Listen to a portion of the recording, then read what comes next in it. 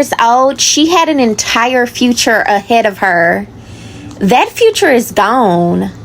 And that's why before we talk about Sakiyna's prison content, her hair, her cooking, or the book she's reading, we need to remember who Kayla was. Because this story did not begin with the woman posting from prison. It began with a 23-year-old woman who never got to come home. And now, since we know who Kayla Hodgson was, let's go back to the topic at hand. Are we expecting Sakiyna to publicly perform remorse for us? Because if we're being honest, that's exactly what a lot of people seem to want. They want her to constantly look miserable. They want every post to be an apology. They want every video to acknowledge Kayla. And when she doesn't do that, people become even more angry. And let me make something clear. Nothing about what happened to Kayla is acceptable. Nothing Sakiyna posts changes that. A hairstyle doesn't change it. A meal doesn't change it. A book doesn't change it. And a prison sentence doesn't magically erase what happened either.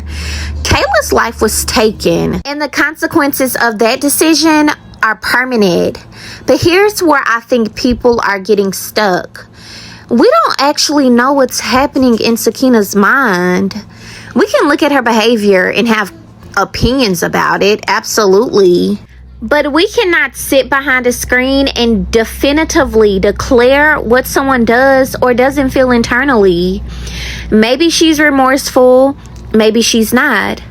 Maybe she's emotionally detached. Maybe she's simply trying to establish some kind of routine in an environment where she knows she's going to spend an enormous portion of her life. And that's the uncomfortable reality. Prison doesn't stop time. People still eat. People still read. People still take care of themselves, and people still find ways to pass the hours.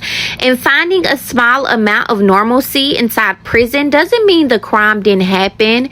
It doesn't make Sakiyna innocent. It doesn't make her sympathetic. And it certainly doesn't mean Kayla's story should disappear. But I also don't think we should allow ourselves to become emotionally controlled by every single thing Sakiyna posts. Because think about it. If Sakiyna posts something and thousands of people immediately become angry, who is actually carrying the emotional burden of that post? She might be sitting there reading a book. Meanwhile, someone online is spending their entire evening angry about the fact that she made dinner.